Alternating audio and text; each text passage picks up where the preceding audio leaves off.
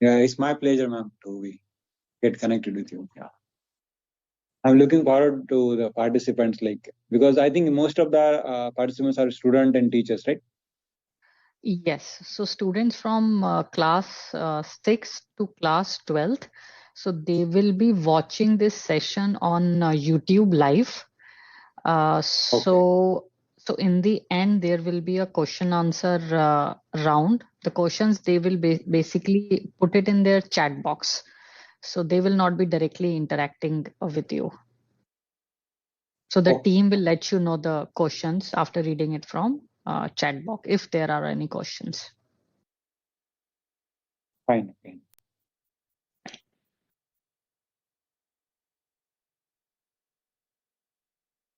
So how is the weather? Is it monsoon also there at this time or not? Not like seasonal, usual monsoon, but unseasonal rains we are getting actually. Our monsoon starts around September or something, September ending or something. Yeah. It's northeast monsoon After yes. Chennai coast. Yes. Good afternoon, Neha. Already started stream. Oh, you have already started. Okay. Yes. Okay. Then No problem. Then we should not do that conversation. Okay. Thank you.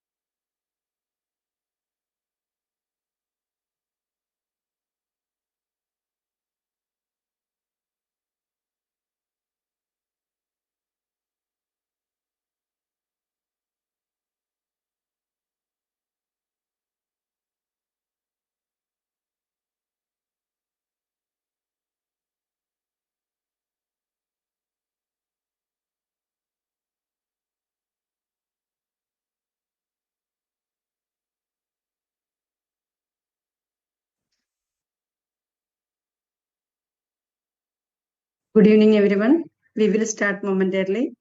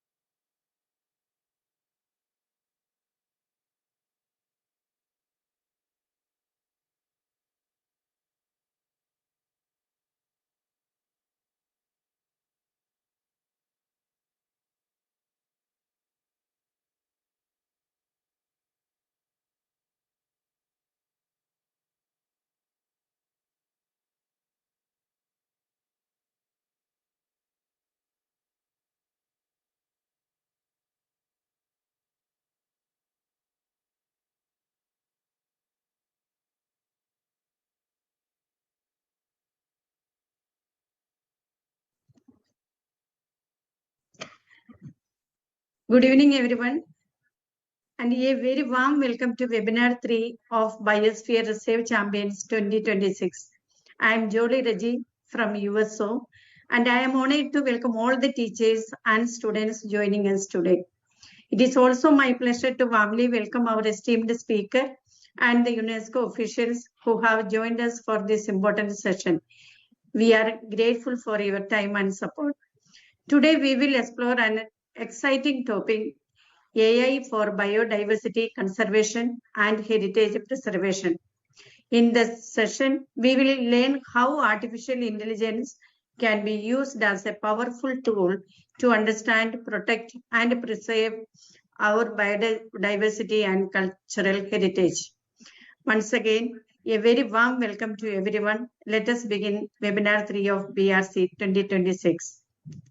Please note that this session is being recorded. BRC 2026 is a national initiative that encourages students to explore UNESCO designated sites, understand conservation and sustainability, and use AI and digital tools to develop innovative solutions. Through the program, students will build problem-solving skills and become responsible global citizens committed to protecting our natural and cultural heritage. Why is this program important? This program is important because it connects classroom learning with real-world environmental and heritage challenges. It helps students understand the importance of biodiversity and heritage conservation while developing their research, presentation, problem solving, and digital skills.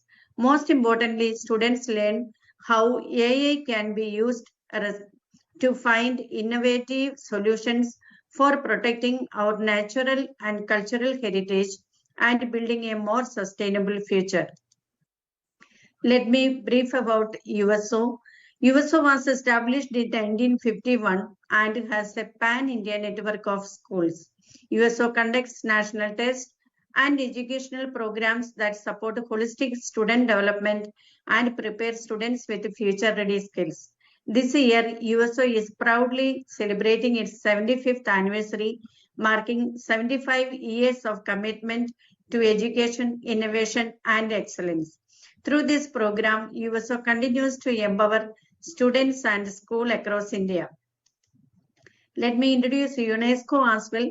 UNESCO stands for the United Nations Educational, Scientific, and Cultural Organization. UNESCO promotes peace and international cooperation through education, science, and culture.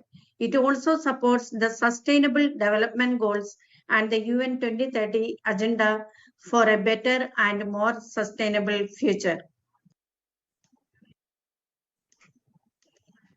USO and UNESCO share a long-standing partnership focused on education and student development. Together, we work with the schools and students to inspire future-ready learners, promote sustainability, and create a positive global impact. BRC 2026 is a national initiative under Students 360-degree, where students explore UNESCO Biosphere Reserves and World Heritage Sites. They will also learn to use AI and digital tools for research, innovation, conservation, and sustainable development.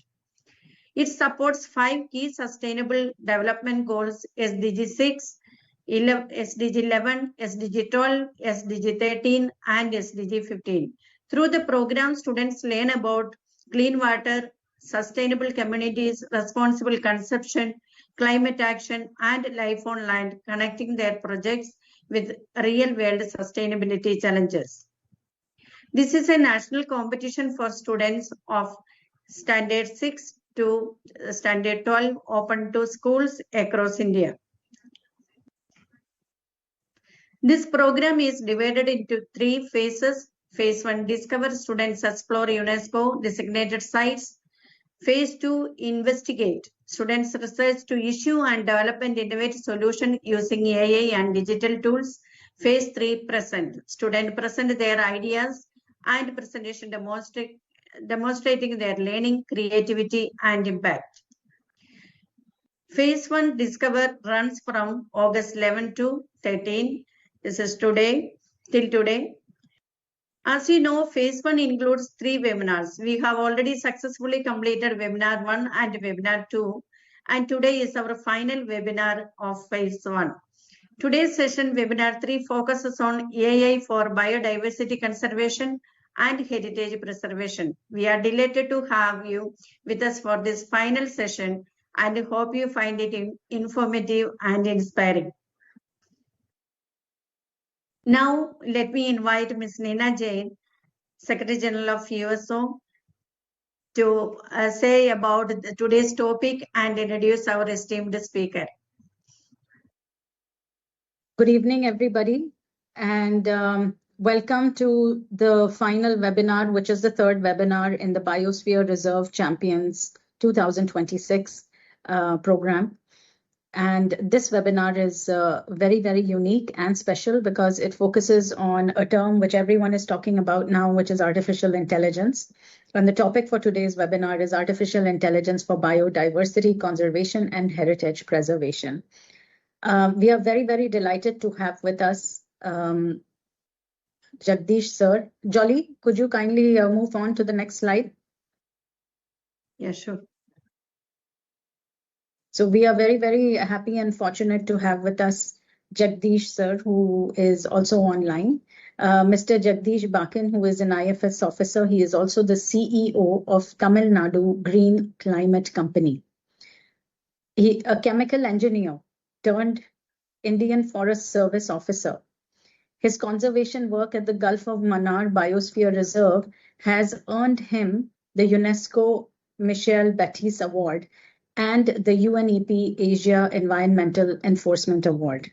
He has worked on human-elephant conflict management through the deployment of AI and advanced elephant fencing. So very, very exciting because not only is from chemical engineering to IFS, but also now in terms of environment, its protection and its sustainability. So we are very, very excited to hear from you, Jagdish sir. Welcome, first of all, to our webinar series.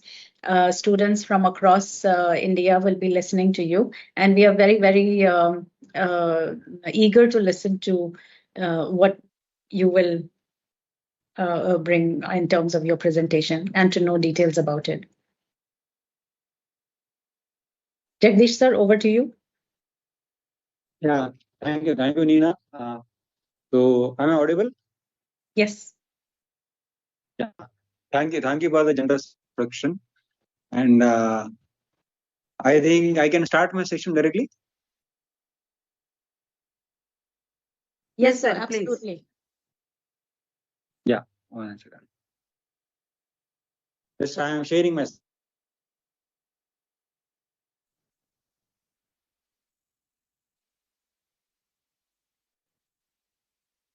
Is the screen visible, ma'am? So right now I'm not getting anything. Jolly ma'am, what about you? And yes, coming is, I think, yes. Yes. The screen is now visible. It's visible, right? Yes, okay, sir. Okay. So, yeah, I will be speaking about the AI innovation which we have implemented in the dealing with the human-wildlife conflict in the Hosur Forest Division, which is my last posting. And to just give the brief about the use of AI in the biodiversity conservation, like I will just like to start with that why there is need of AI and why there is a requirement of deploying this advanced technology like, to the forest and wildlife and the biodiversity.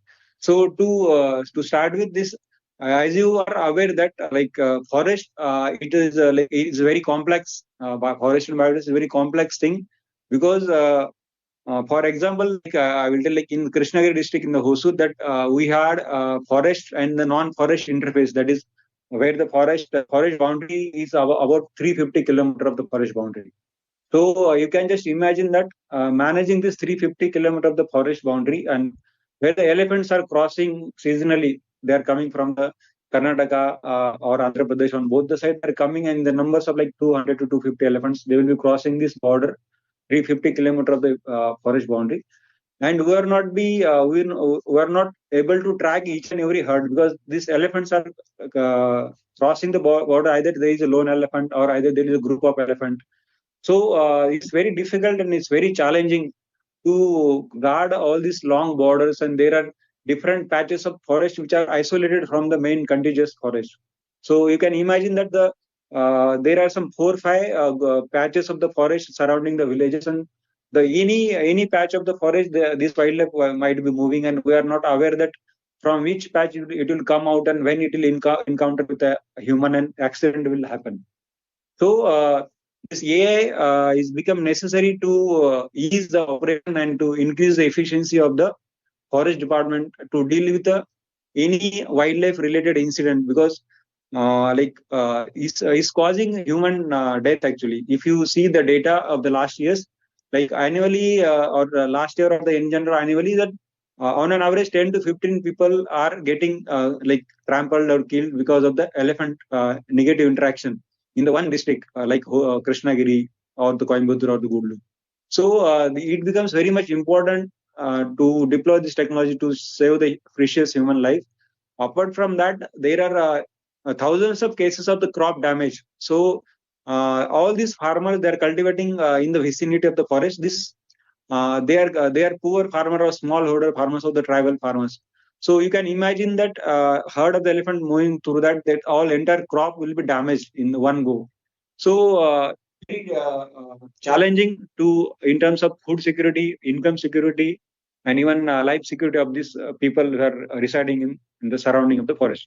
So to deal all these issues, like AI comes very useful, and we'll discuss this one by one. Next slide, please.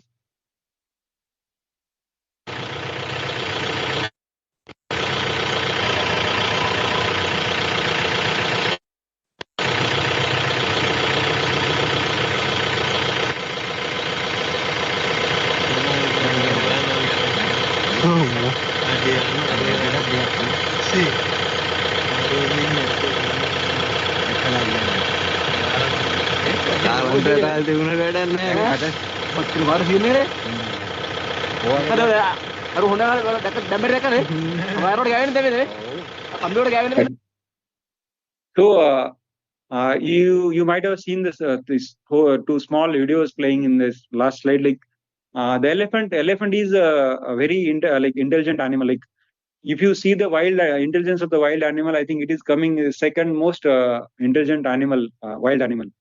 So as you've seen in the video, that the elephant can pick up one small grass, or it can even pick up the it can uproot the bigger trees also. So it has that ability to take the, like we call it, he can pick up the needle from the ground, and the trees also he can uproot. And he is so intelligent that it checks, like whenever you are putting fencing, it first checks that whether there is any electricity current moving inside that fencing or not.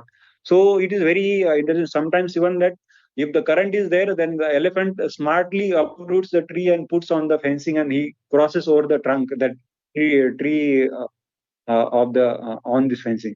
So to deal with this kind of things, we need the AI, because we have to overcome the elephant intelligence using the AI, artificial intelligence.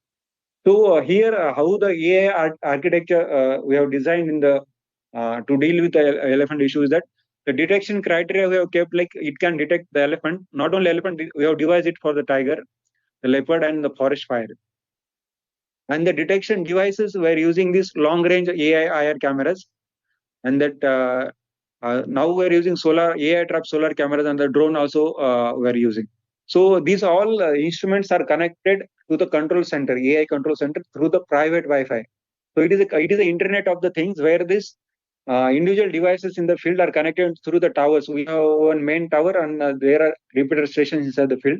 So it doesn't require any internet connection from the service provider, like private service providers. So it is our own forest department generated Wi-Fi network, and it is fully secure, and it doesn't affected by any other things. And it can bear the many loads of all these cameras can be lively streamed inside the control center, and can be lively alerted real-time manner. So you can see that in the third component is automatic alert generation. Like that village alert. So what we have done is that those villages were in the vicinity of the forest, which are getting affected by this elephant movement, we have kept the alert system. It is one long pillar we have constructed with and there is audio visual alert is there. So villagers are knowing that whenever the siren is running and the audio message is starting, then it means that elephant is running nearby or the elephant is there in the nearby of their village and they can be on alert. Second thing, that same kind of alert we have kept on the road. Those are crossing nearby the forest, because many times what happens, like you might have seen in the news, that some bikers is getting trampled or something is happening. Like recently, one foreigner also got killed in the Polachi in similar manner. So this roads passing nearby forest, they should also be alerted. So the traffic signals were put up where that road alert is can be given to the travelers. Then third thing is, and most important is, like we have forest task force which are working 24/7. Wherever there is this elephant movement is that like the elephant movement season. So, for example, one district is having approximately 20 teams which are on the roaming, continuously roaming, mostly in the night hours, because elephant roams in the night hours.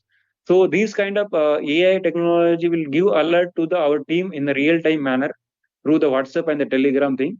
And our control center staff also informs them over our walkie-talkie, and and then they can rush to the spot wherever the interventions are required. Like we have to move the herd of the elephant inside the forest, or we have to move any animals to the one way or another in the safer place, and to alert the villages. So, in fourth is that railway alert. So many a times railway passes through forest or nearby forest, where many a times accident happen, because trains are in the speed, and then the loco pilot is unable to control the speed sudden detection of the elephant.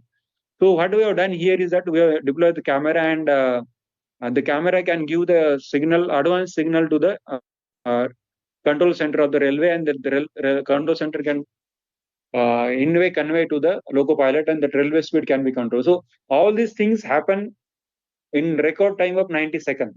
So you can imagine that within 90 seconds, we will get to know the elephant's movement, and that will show the precious time. Next slide.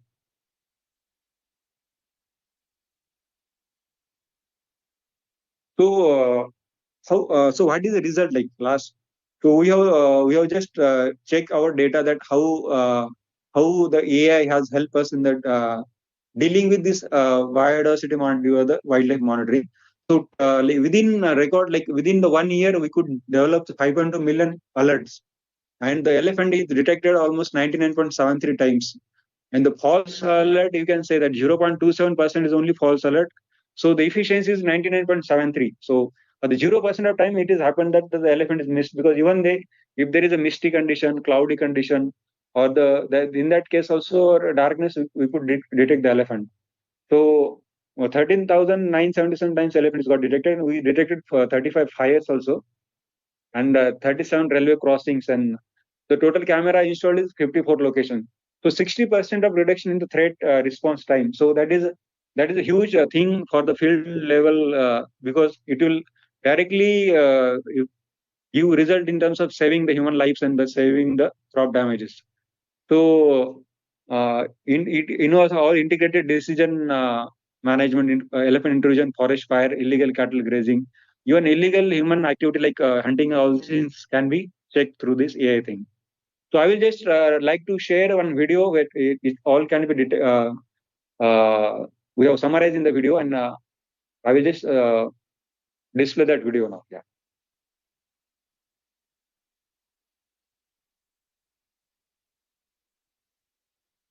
Second.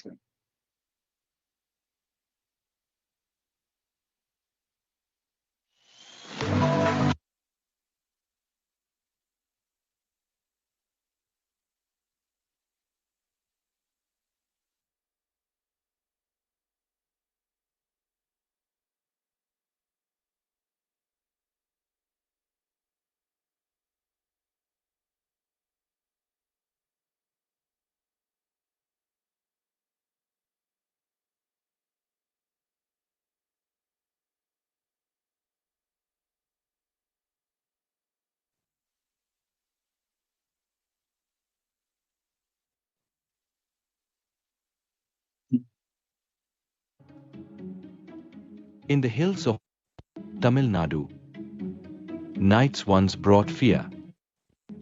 Elephants, moving silently through the dark, often villages searching for food. It meant sleepless nights. For elephants, it meant danger.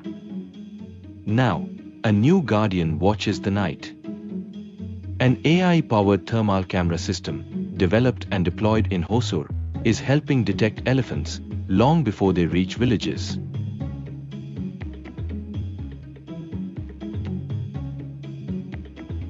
The AI technology which we are using in the Hosur Forest Division is one of the first division in the Tamil Nadu which deploys the AI technology to monitor the elephant movement. So how the technology works, that AI cameras, we have trained the AI cameras or the software with the different feeds of the elephant images. There are more than 2000 images of the elephants are fed to the software so that they can detect this elephant in the real-time manner, and artificial intelligence works on that principle. Whenever they detect the elephant, and that alert has automatically will be transported to the Telegram group. So from the Telegram group, our staff will take that message real-time manner and they will give the signal to the alert system of the concerned villages, and it will give the signal to our patrolling staff. So patrolling staff act in a quick way and they can go to the spot and they can monitor the elephant movement and they take the necessary action to stop that negative elephant interaction with the human beings. We have thermal drone equipped vehicle, so that vehicle also will deploy in the night time because night time visibility is very less. It is very difficult for our staff to track the elephant movement in the very dense areas. So our thermal drone is helping our staff to track the elephant and to channelize the elephant movement in the safer areas.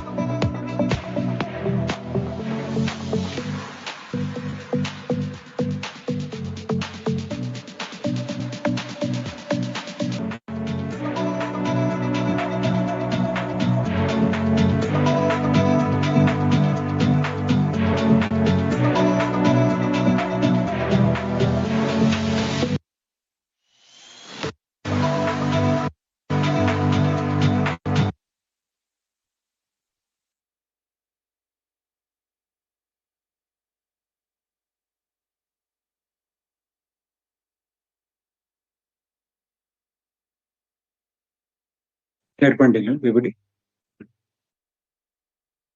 So, coming back to the PPT, like now after watching these two videos, you like participant might have got some idea like how on ground it works, like so, and how useful it can be, because on the ground the situation is very stark and very challenging actually. So move to the next slide. Just want to check. I'm audible. Yes, sir. Yes, sir, you are you're audible. audible. Yeah. So again, in this thing, I will like to.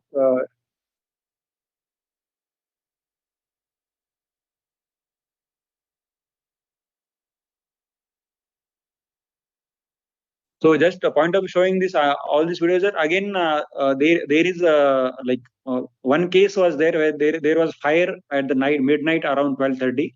So our camera has detected the fire, and in the record time of around 45 minutes, we could be able to extinguish the fire in the forest. So nowhere in this like in the history of forest department we could detect the fire and extinguish it within the 40 or 50 minutes, because normally fire inside the forest goes undetected until satellite captures the temperature, and then it comes to us. It already some 5, 6, or 7 hours will be passed by that time, and the fire would have expanded. So here around 35 fires we could detect in the time, and even we can extinguish. We could able to extinguish within the time. So here AI dashboard. I'm showing the AI dashboard where it is kept in such a way that one screen shows that live detection image like time stamp. So in which area it is, which camera has detected it, and then it shows the health of the cameras, and it shows that now currently the as you say in the left hand corner, that elephant and the cattle, both for both the animal we have kept this system active.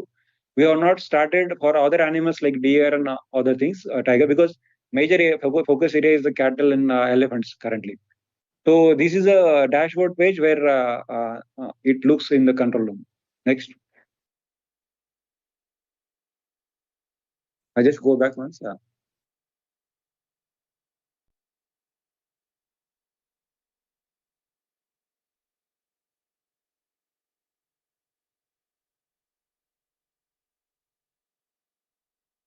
Next. Go back. So here you can see the range threat level. So the second is the elephant log days. How many like last 7 days? How many elephants were detected? And this comes the health of the camera. And then the final is the live alert count. So how many alerts are live? So we have to acknowledge that alerts, and the elephant log with the pics. So it will show that different places and when the elephants got pictures we have collected, and the GPS location is shown so that when you click on this location directly, we'll get to know the exact location of the elephant movement in that. Last 24 hours sort of data, and then there is a AI run log which is showing that. And the final is the audio visual alert which is reflecting in the right corner, bottom of the right corner. Next. So now what we have done, like what next? Like one is the AI thing. So you have seen that now with the AI we are detecting the elephant movement in the periphery of the forest. So what do we thought that why not detect the elephant inside the forest, so that the time which we can save, like otherwise still there are 1.5 minutes to respond to that thing. So to make it a more proactive thing, so we thought that we can install the camera inside the forest wherever there is a the regular used path by the elephant. So this we have called this project as the AI Ranger project, and through this AI Ranger project, we have developed one indigenous technology, that is the AI solar trap camera. It is a solar powered trap camera where it can give it is also works on the same principle as it can transfer the images and the video live through the private Wi-Fi, and it is much cheaper than the IR camera. Then it gives a real-time picture inside the forest. So we thought that we'll distribute the camera very strategically inside the forest, so that we will know the real-time movement of the animal inside the forest. So we should not wait the animal till it crosses the forest boundary. So we can be very proactive, and we can have like zero encounter of the human and elephant, or the zero crop damage by this. And you can see that this video which you have seen in this is that newly developed camera video. So it is quite good in terms of picture quality, and it gives a clear cut picture of the which animal is moving inside the forest. Next. So again, this is a new thing. Like we are working on the drone, which this drone can be very useful during the forest fire, and it is thermal vision drone, and even we're planning to install one kind of speaker on this drone, so that this elephant movement can be tracked and can be guided through the drone.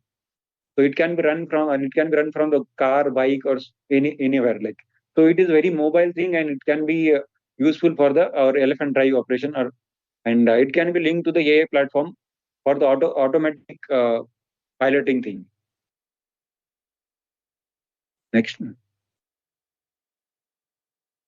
So not only this AI cameras are helping us in studying the elephant behavior, like animal behavior. Like, for example, this is an advanced steel wire fence. So you can see that 3 elephants or 2 elephants are interacting with the fence. So we can check how they're interacting. Like first day of installation of this fence, how was their interaction with the fence? Then after 1 week or after 1 month, how they're interacting.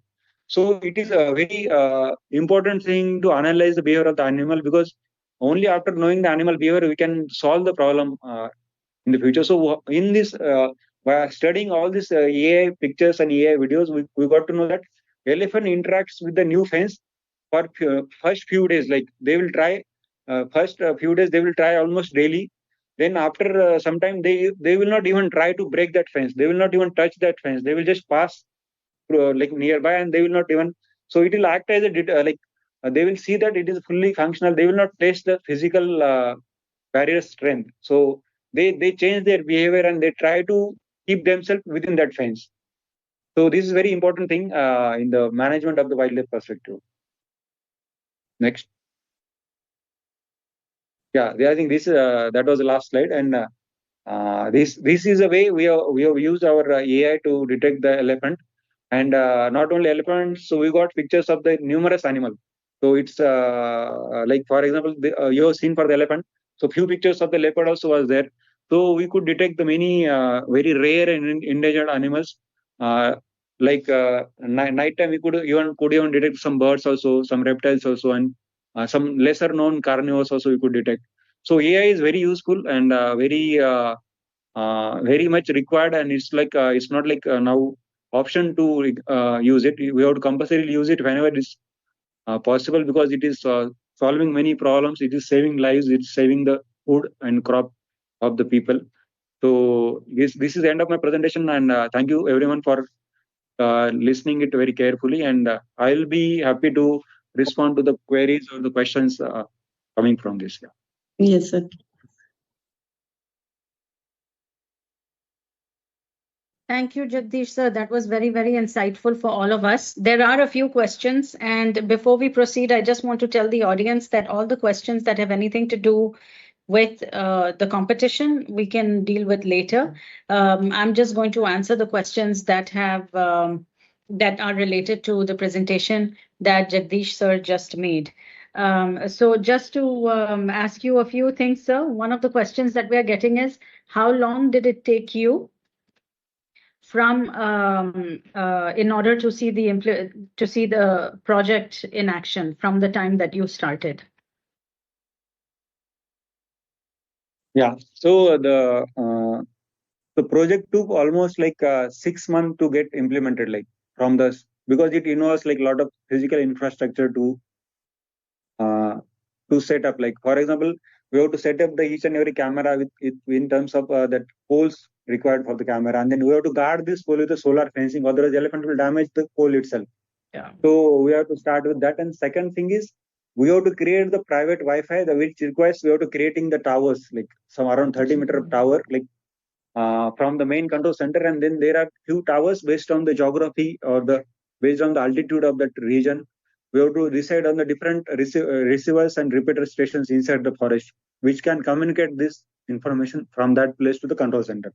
So 6 month minimum time is required, because many places that area is not accessible. We have to lay the towers inside forest, some inside the hilly areas. So you can consider that in our case, it took minimum 6 months us to install the basic model, and to expand it for the railway track, it took another 6 months. So the 6 months, and this is my question actually, follow up to what we asked, but the 6 months that it took you is to cover how much area? That within this 6 months, it took us to cover, initially it took us to cover around 60 kilometers for the 6 months. And then another 10 kilometer we covered in another 6 months, like 10 kilometers of railway track we have covered. That is in another 6 months. But railway track is, of course, more extensive in terms of the coverage, and there are many other things that go along with the railway track. Yeah. So another question, sir, flying birds, I'm assuming this is, do those flying birds affect drones usage? Like flying birds, like if there is a flock of the birds going in, then you have to be very careful. Otherwise, normally birds avoid the drone, like, or drone operator can avoid the bird. So we have not seen any incident where drone is colliding with the bird or something like that. Any other climatic conditions that affect AI implements, or AI is what this child has asked, but I'm assuming they are AI tools. Yeah, there were many problems, like for example, initially these all things are were installing inside the forest where there is no electricity, there is no basic facility. So first and foremost is the creating the road, like for the path for monitoring. So we have to take these equipments to the spot. So that was one hurdle to create all this accessibility to that project. And second thing is that we have installed the solar panels for this powering these individual cameras. So what happened that many times there is a cloudy weather will be there in the rainy season. So that time, if you are not getting minimum some 6 hours of the sunlight, the camera will go down.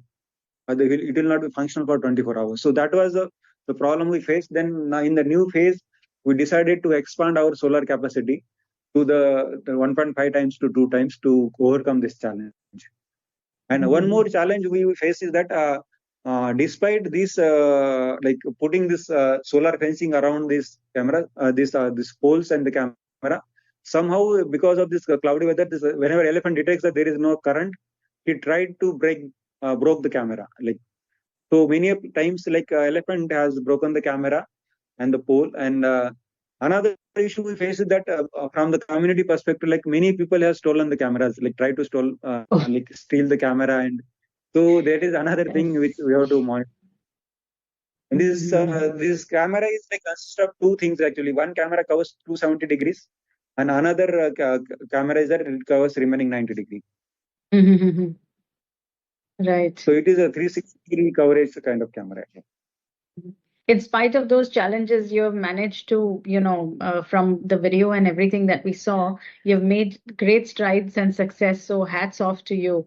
It's always easier to explain the challenges when they are, natural or something that is beyond our control. But I think when human beings and, the pilferage that you said, or someone taking the camera, that's a little, it adds a bit of a problem in the works, but nonetheless, you've made great strides. So hats off to you for doing that. So another question is that what was your motivation to do this? So it's like motivation in terms of like need of the hour actually. So like I said earlier that there is human deaths of like around 12 to 15 of the human deaths, and each death for just saying that is human death is a very simple thing. But if you see that analyze each and every human death, it's like very painful. In terms of the officer who is in charge for that area, like, and in terms of the family, because we have to see the like the incident happens. Suppose we get the call from the field that so and so person got trampled by the wildlife interaction or something. So then that thing conveying to their families, and then families are like their families' reaction. We can't like we have to counsel them, and then we have to. Then there are villages. Then the community will come together, and they will also agitate that okay, this is happening. You have to find some solution or something like that. So there are huge problems getting created on ground for each and every case. I'm telling. So the people many a time people protest. They do the road roko, and this will sometimes they will not allow us to take the body for the postmortem. So on ground, the situation is very serious actually, and this situation help us to drive us to adopt the new technology. Because for example, after deploying some kind of 15 kilometer of the fencing in Karnataka border, we could say that in last 6 months there is no crop damage, there is no human death. So even if you save one human life, that is like big motivation for us to go ahead with this our work. So it was like need of the hour, and it was like our drive to save human life. So that motivated us to do this program and to save, like to install this technology. Mhm. That's wonderful. So most people, we hope that a problem will be solved, but you have taken the problem, by its horns and found a solution and implemented it. So really, once again, very commendable effort. There are challenges to everything. Nothing's easy. The road to anything, of course, is paved with a lot of other issues and problems along the way, but you have encountered all of those and surpassed them to have a solution that is working truly well. So one last question that I have from a student is, do you intend to expand this, or do you intend to move to other areas with this? Yeah, definitely. This is now I am not in the position of the previous posting, but now my predecessor is like my successor is obviously working on it to expand it. And even when I was there in the later phase of my posting, that we expanded it to the inner part of the forest area, which I already explained. That is the AI Ranger project. So we tried to make it more effective and expand in terms of scale also. So it is being expand in the area of the forest and the railway track. And not only this is already being expanded to the 4 other districts. Like it is started with the Hosur and Coimbatore. Now it is in the Gudluru. Now it is in Namakkal. So and Dindigal. So it is coming. It has come up now in the 4-5 districts in terms of the area coverage. And in terms of the individual district inside the forest coverage also it is getting expanded day by day based on because it requires funding, it requires a lot of capital investment. So we are going in a strategic approach. Wherever there is a critical movement path, we are covering that first. Then second priority critical path, so that the human lives can be saved, and because resources are very limited. You know that there is not unlimited budget available with us, and we have to work very judiciously and cautiously to spend the resources wherever it is required. True. Nice. That's wonderful. Thank you so much, Jagdish sir, for joining us. Those are all the questions that we had from the students. Thank you for sharing your journey and for explaining to us how AI can be used more effectively in order to come up with, and you've come up with a very tangible solution of an issue that the villagers close by were facing. So thank you very much for sharing that wonderful presentation, the videos. It certainly helps us who are, in other parts of India to actually see what's happening in our country in another part. So thank you once again for joining us, and we appreciate your time. Now, moving along. Thank you, sir. Anything else you'd like to say before we conclude? Any question you want to ask the students? Yeah, no question from my side. I'm happy to take any other questions. If they want to ask us, they can email us or something. You can send an email to us. And thank you, UNESCO, for opportunity to share this work of the Forest Department and to interact with the student and teachers. And I think that's it from our side. And I think I can take leave, right? I can. Yes, you can continue absolutely. the session. Yeah. Yes. So if there are any so other questions.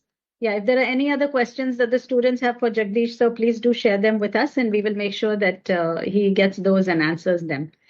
Yes, by all means. Thank you, Jagdish, sir. Thank you very much.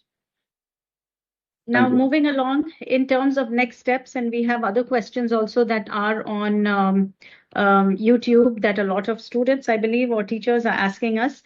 So let me just run through the next steps, and then I'll take the questions of what everybody has asked, which have everything to do with the competition. So as you know, this was the third webinar in our series. So phase 1 will conclude today. The 3 webinars that you had to attend, you've already attended. And now we'll move on to phase 2. Phase 2 is where we are going to investigate. Now, what does that mean? This slide, I think, will help you all oversee this. This is an overview. Now, first of all the schools, participating schools, would conduct a school engagement activity at their school. Examples I will share in the next slide.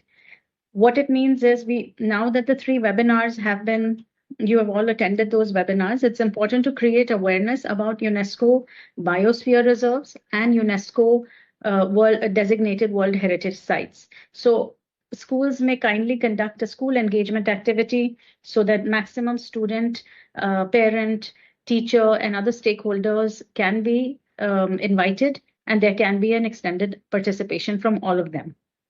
Subsequently, there is a future solutions camp that the school will conduct, and we'll go through those in detail as well.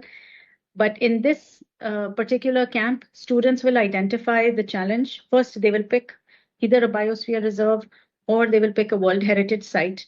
They will identify challenges and they will try to develop an innovative solution. Subsequently, each school will submit to its written projects, but this is not a model. It is a PPT. We will share a template with you all.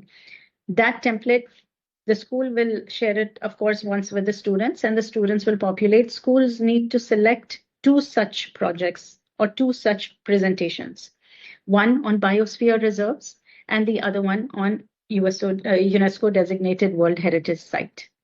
Now, one very important point, schools also have this very, very unique opportunity this year to participate in another international challenge, which is of the Science Club 2026.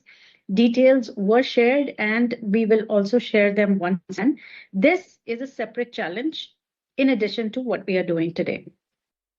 So now first, let's see the type or examples of school engagement activity that schools need to conduct. You can explore and conduct a Biosphere Week or a Heritage Week. We have given you some samples of activities that you may conduct. It could be an exhibition, a quiz competition.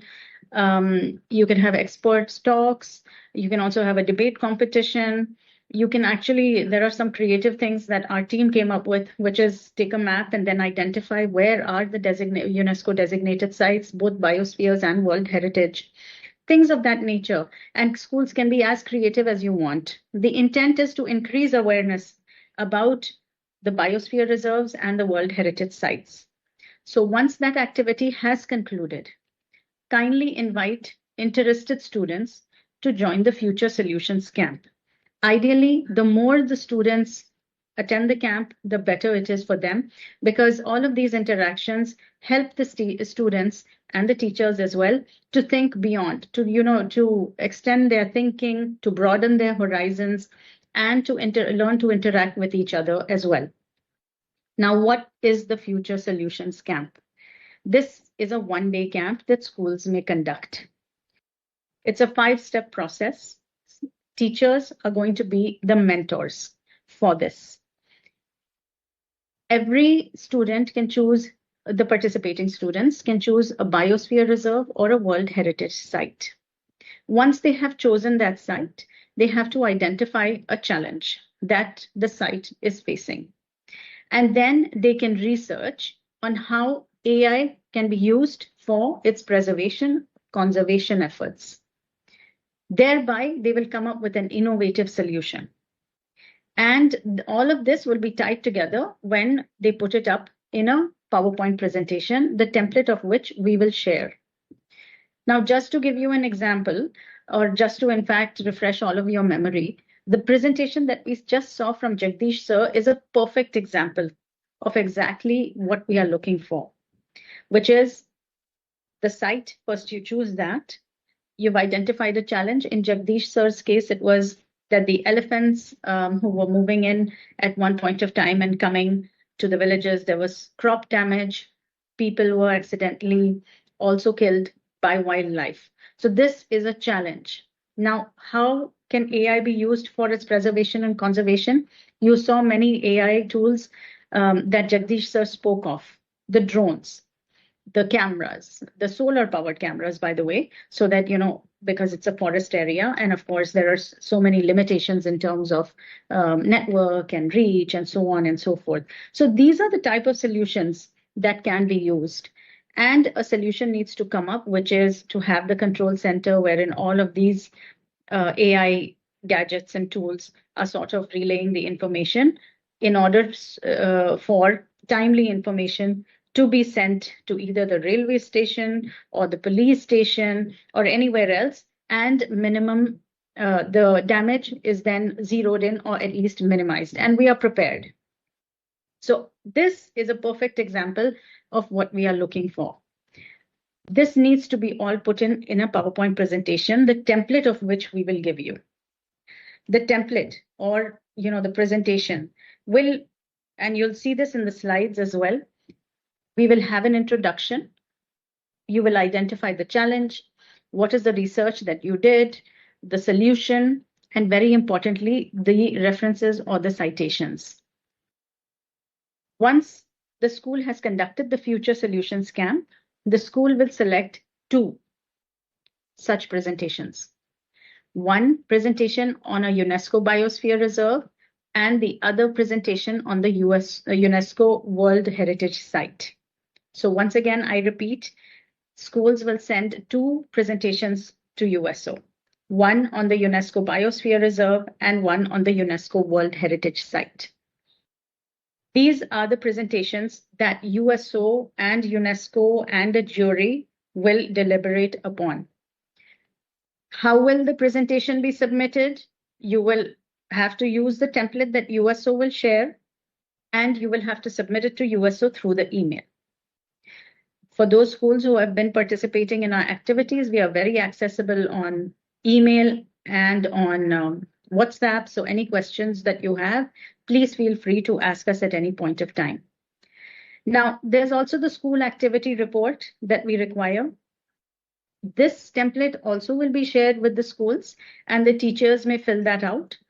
The number of participants who have participated in the program, what is the activity that has been conducted, how many students participated, what is the summary of that, and so on and so forth. Those are also some of the things that we will share the template for teachers to fill that out.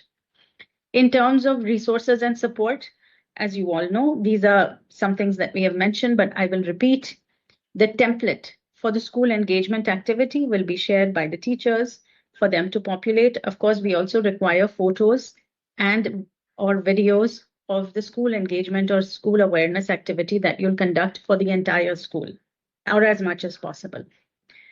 Then we will come to the Future Solutions Camp. Guidelines for that we will share so that it gives you an idea of exactly how to go about it. There will also be guidelines for AI and research usage. That will also be shared so that you get an understanding of exactly what it is that we would be looking for. The template or the PowerPoint for student presentations, that will also be shared. It will also have instructions, so please do not worry. Please address and read everything carefully, and that will help you come up with all the responses. And we will also share with you the submission guidelines. So in a nutshell, these were some of, this is just, the rest of phase 2. I know that you have questions, and we have received some on the chat as well. So let me read those out and try to answer as best as I can.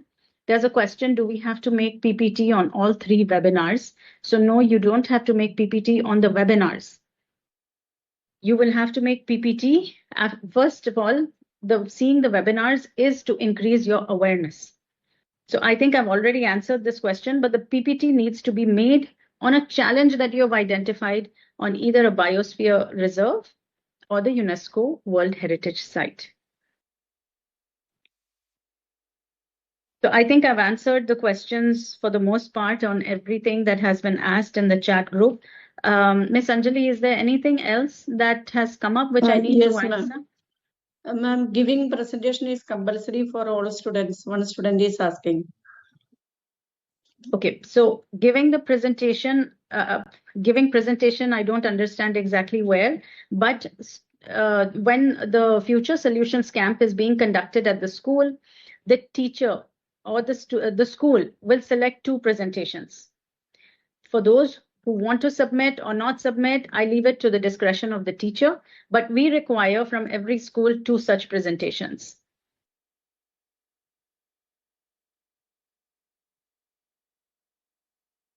Miss Anjali, any other question? Jolly ma'am, anything else?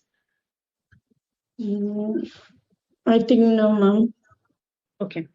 So if there are any other questions that students have, kindly speak with your teachers. And I'm sure the teachers have a clearer understanding of what the questions are. Or what the entire program is all about. So, because we have gone through a session as well earlier, so the teachers have a clearer idea, but we will share guidelines, templates for every other thing. So if there are no other questions, Ms. Neha from UNESCO is also online.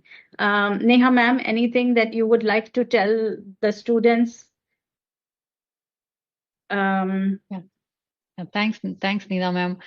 We look forward to the solution that will be submitted. We are really looking forward to read those, see how the research has been done, how the challenges have been understood, how the new innovative solution have been proposed. And these are individual submission, not a group submission. So we expect that teacher and student will discuss in the class the challenges or general solution, but individual student will go back, do its own research, pick a challenge and propose a solution. Thank you. Thank you, Neha ma'am.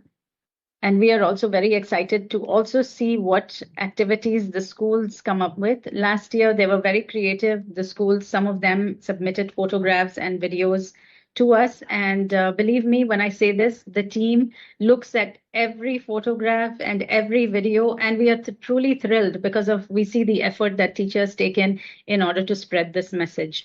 So that's all from our side. And of course, would implore all schools, teachers, and students to stay connected with us.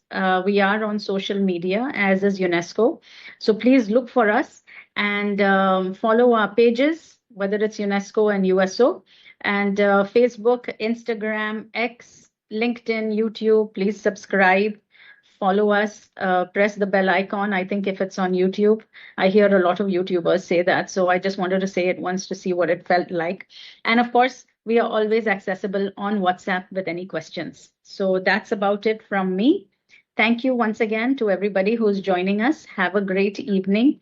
Happy Independence Day. It's India's 80th Independence Day, and it's a great way for us to start thinking about how we can take more pride in our country. So with that, thank you, everybody. And Jolly ma'am, I hand it back to you. I think that's about it. If there's anything else, I'll leave it to you to conclude. Yeah, thank you. Thank you, Ms. We extend our sincere thanks to all the teachers and participants for joining us and making the webinar a success. Ms. Neena ma'am already explained the next steps during the webinar just now. All the detailed guidelines, templates, and instructions for phase 2 will be shared with you via email. You will get it most probably on Monday. We look forward to your continued enthusiasm and participation in the next phase of the program. Thank you, everyone, and all the very best for phase 2. Bye.